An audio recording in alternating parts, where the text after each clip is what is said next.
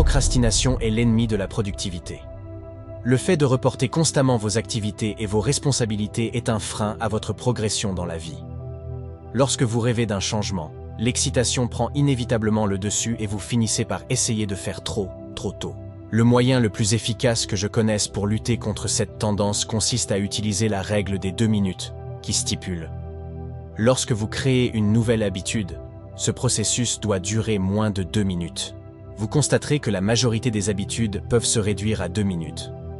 Lire tous les soirs avant d'aller se coucher devient lire une page. Faire 30 minutes de yoga devient sortir mon tapis de yoga. Étudier avant d'aller en cours devient ouvrir mes notes.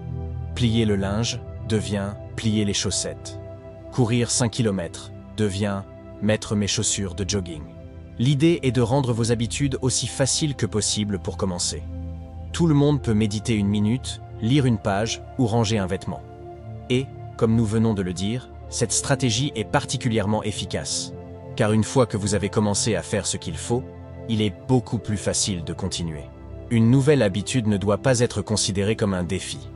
Les actions qui suivent peuvent être difficiles, mais les 2 premières minutes doivent être faciles.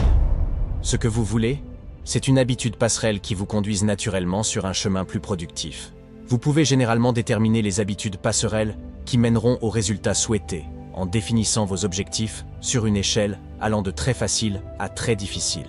Par exemple, courir un marathon est très difficile. Courir 5 km est difficile. Faire 10 000 pas est moyennement difficile. Marcher 10 minutes est facile. Et mettre vos chaussures de jogging est très facile. Votre objectif peut être de courir un marathon, mais votre habitude passerelle est de mettre vos chaussures de course. C'est ainsi que vous suivez la règle des 2 minutes. On s'imagine bien souvent qu'il est étrange de s'amuser à lire une page, à méditer 1 minute ou à appeler un client potentiel.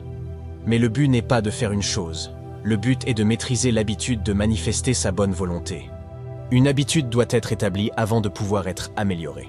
Si vous n'apprenez pas les compétences de base pour manifester de la bonne volonté, vous aurez peu de chances d'en maîtriser les subtilités. Au lieu d'essayer de créer une habitude parfaite dès le début, exécutez une action facile de manière constante. Vous devez normaliser vos actions avant de pouvoir les optimiser. Une fois que vous maîtrisez l'art de manifester votre bonne volonté, les 2 premières minutes deviendront simplement un rituel au début d'une routine plus vaste. Ce n'est pas simplement une astuce pour rendre les habitudes plus faciles, mais c'est en fait le moyen idéal pour maîtriser une compétence difficile. Plus vous ritualisez le début d'un processus, plus vous avez de chances de passer à l'état de concentration nécessaire pour accomplir de grandes choses.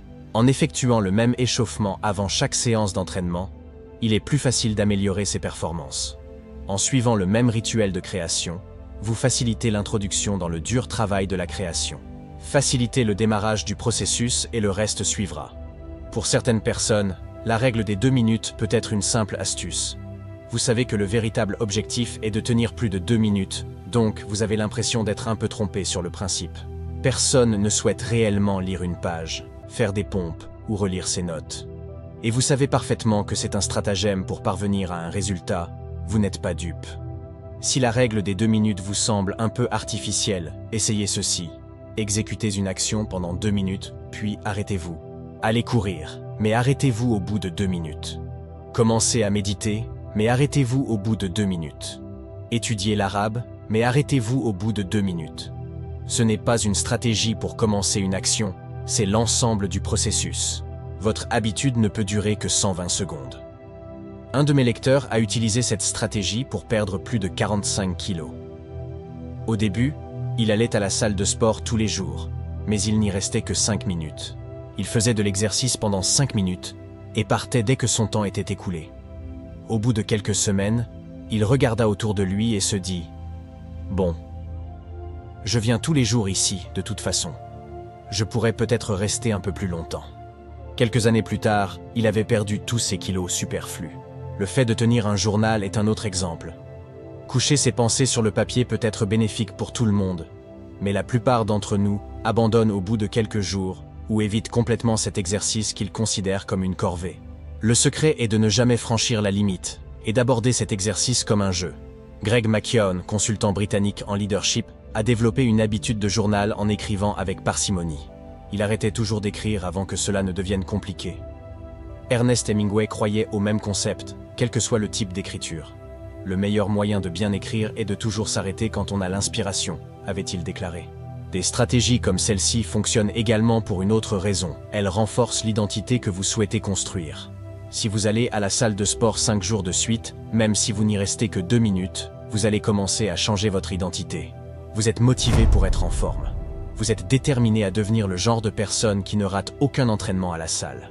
Vous appliquez l'action la plus infime qui confirme le type de personne que vous souhaitez devenir. Nous envisageons rarement le changement de cette façon, parce que nous nous disons que nous n'atteindrons jamais l'objectif final.